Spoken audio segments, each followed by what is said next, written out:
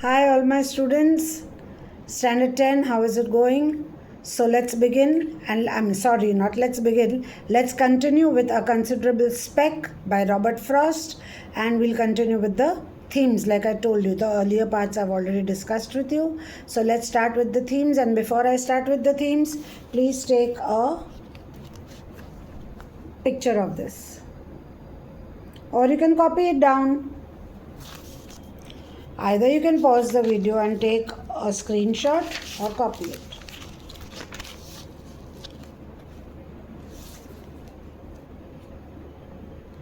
This is page number 2.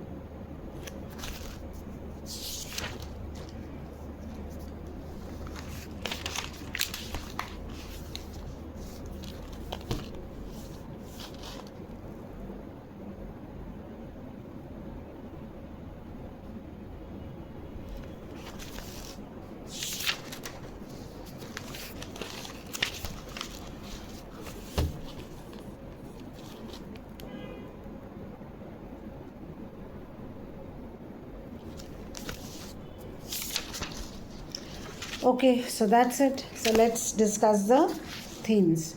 And we begin with the first theme. The first theme is the theme of the human faculty of the mind. It's very simple. If there's something difficult, I'll explain it to you, or we'll just read it together because I've explained the poem in great detail.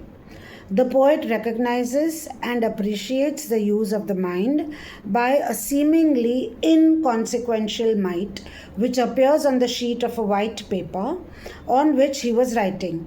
He finds that at the mere approach of his pen, the speck stops, then runs across to stop when it reaches the wet ink. So when you're writing and your ink is wet, it stops. The wet ink of the last line which he has written, sensing that something threatening, it's a strange odor, and it flees, creeping, faltering, going on, hesitating, cowering, and becoming motionless, as if it had just accepted its fate. Here the fate has been assigned by the poet. The poet is convinced that the small creature has used its mind, imagination, to express how much it didn't want to die. So here the poet has realized what the mite is trying to express, that I don't want to die, because the mite had the thinking capacity to run and stop and hesitate and sense danger. So that is the human faculty of the mind which we find in the mite itself. Okay, that is the first theme. Then we come to the theme of collectivism versus individualism. Okay, it is because of the intelligence displayed by a small mite, not because of collectivistic regimenting love. Now, what do you mean by collectivistic regimenting love? I've explained this to you earlier also, that when you talk about the group, that the needs of the group have to be placed above the needs of the individual. The poet does not believe in that. He does not believe in collectivistic regimenting love. He believes in the love of an individual, okay, and the needs of the individual. So it is because of the intelligence which was displayed by the small mite, not because of the collectivistic regimenting love, that the poet does not kill it. The fact that the mite has a mind of its own. Please add the word mind over there. Has a mind of its own. It deserves an opportunity to live. This has a reference to communism, where emphasis was on the needs of the group instead of the individual. Thus, it is a satire on the tendency of the people to follow a group rather than their own individual identity. Have you all understood this? So this is a satire. Remember, he was an American poet. So he was a true American to heart. So he has satire communism, which believes more in collective groupism. Okay, a mere mite with intelligence is to be preferred to a human being who lacks individual thinking and imagination. Okay, that is what the poet is trying to convey to us. He's a true American. The importance, because they believe in like you all know that Russia has got a lot of communism, whereas America believes in democracy and individualism. Okay, so this poet is a American by nature, so he has stuck to that. Then the third one is the importance of small objects. Small objects can be significant. The speck is noticeable only due to its contrast on the page. Because the page is absolutely white and the background is absolutely white, the little speck is easily noticeable. Next, we are told it is significant because it could think, it could smell, it smelled terror or fright, and it could run, which shows it could think and make its own decisions. Thus, it was worth being considerable. Therefore, the word considerable. Why? Because you need to consider that speck, a very small living object which was worth consideration. Then we come to the metaphorical comparison to humans. The poet has used a metaphorical comparison. What is a metaphorical comparison? We know logically that this intelligent mite could not have existed. So what does Frost wish to convey through the minuscule mind? Minuscule mind means the mind of the mite. Logically, if you think such a mind could not have existed. So what is the poet trying to convey to us? What is a metaphorical comparison that he is drawing over here? He could be encouraging the reader to think for himself and not follow the crowd thoughtlessly. Man himself is a tiny speck in the entire creation. So this is the metaphor. Man is a small little speck when you consider the entire creation, and thus he is insignificant before God. Just as the poet shows empathy, love, and compassion for the mite, so also God shows love for man and respect for man's free will. Okay, so that is the metaphorical comparison that he has drawn. That just as the poet shows empathy for the little mite, because the mite has a mind of its own and it can think for itself, similarly, we are very small little creatures when we compare ourselves to the entire cosmos, to the entire universe. What is the value of one human being? Nothing. Isn't it? So we are as small as the mite. So this is the metaphorical comparison. And that little mite, we are as small human beings. God also realizes and he also shows us his love because we have a free will of our own. So he also shows respect for us. Now come to the last paragraph because I have written note below to be added. The mite represents, that is a metaphor, the mite represents all small, insignificant creatures of the world.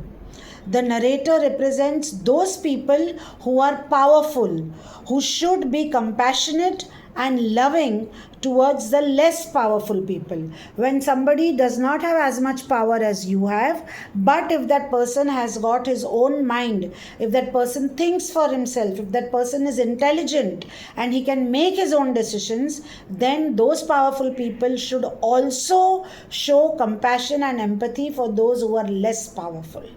Okay, so that is a metaphorical comparison. Then the fourth theme is the theme of fourth or fifth, I don't know. Oh, I think it's the fifth theme.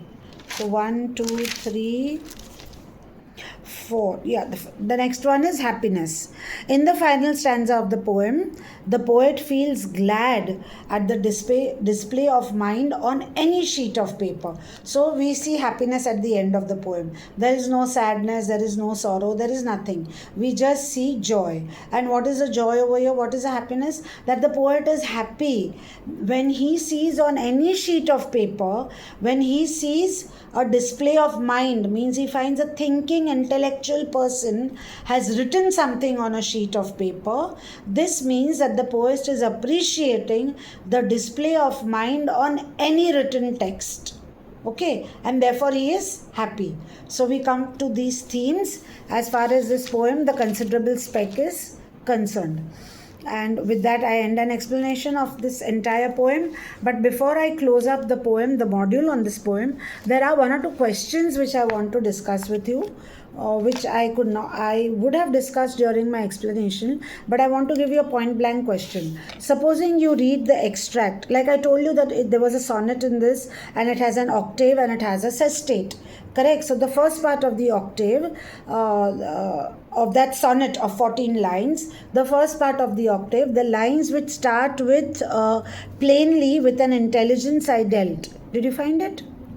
I've always told you to keep your textbook open when we are discussing a poem. So come to that line. Plainly with an intelligence I dealt. It is line number 15. So plainly with an intelligence I dealt up to line number 23. Whatever I accorded it of fate. So here then a question could be put to you. Explain the attitude of the speaker towards the might in this extract.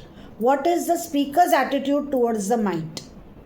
The speaker, the narrator, the poet are all here because it's first person narrative. So what is the attitude of the speaker? What would you say?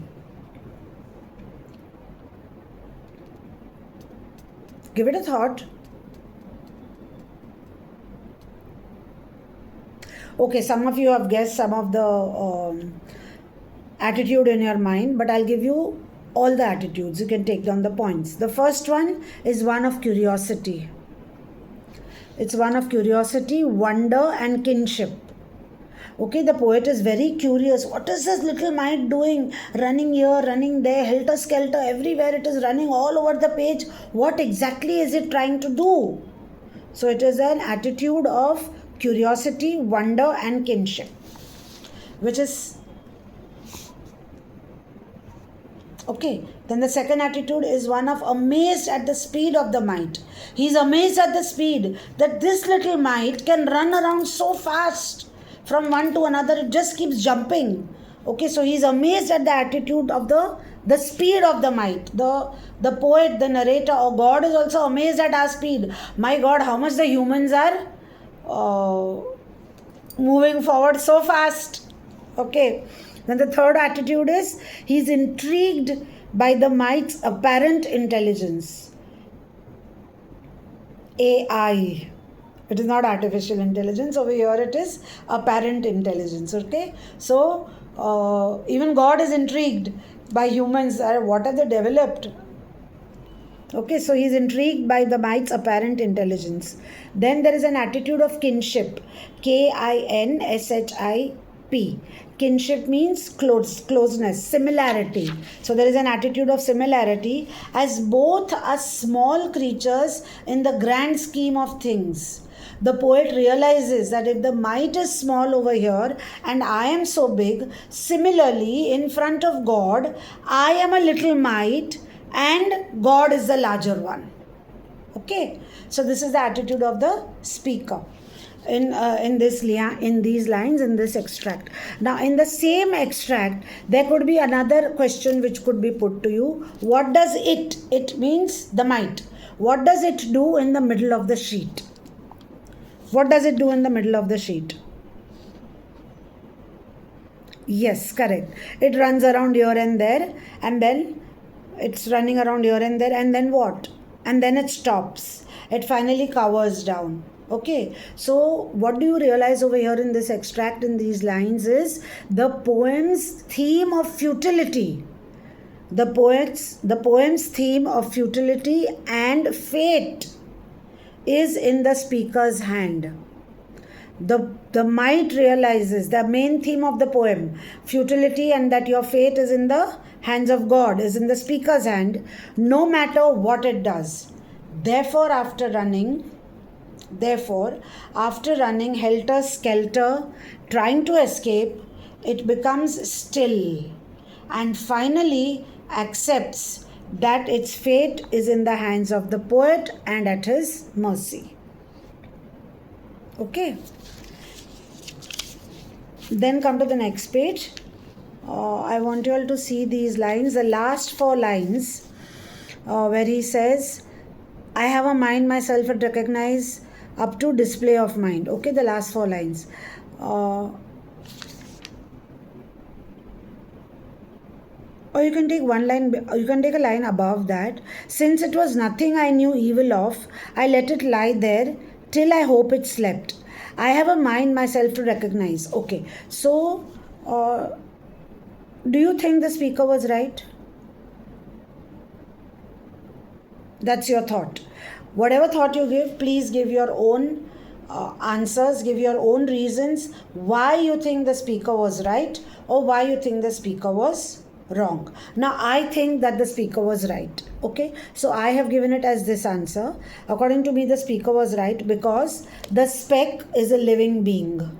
Okay, that little speck, that little mite is a living being, and all living beings have a fundamental right of staying alive. Okay, they all have this right. Then the second thought that I would give over here is for saying that the speaker is right, that the speck, that little speck, is not harming anybody. So if it's not harming anybody, it's obviously not harming the speaker. So why should you kill it? It's not harming you. So why kill it? And then the third thing is that the speaker shows his decision. In his decision to let the mite live, the speaker shows his ethical and compassionate nature. So he also shows that he is ethical and compassionate, just the way God is. Even God is very ethical, isn't it? So with that, I have explained a few questions to you which could be asked to you, and the entire poem I have done in detail with you. Please go through all the modules, read the poems, and catch hold of as many workbooks as you can, and of course refer to your older ICSE papers so that you know what sort of questions are asked and you're able to solve all of them. Wish you all the best for your ICSE, which you will be appearing in 2027, and that's it. Please keep studying. All the best. Bye, children.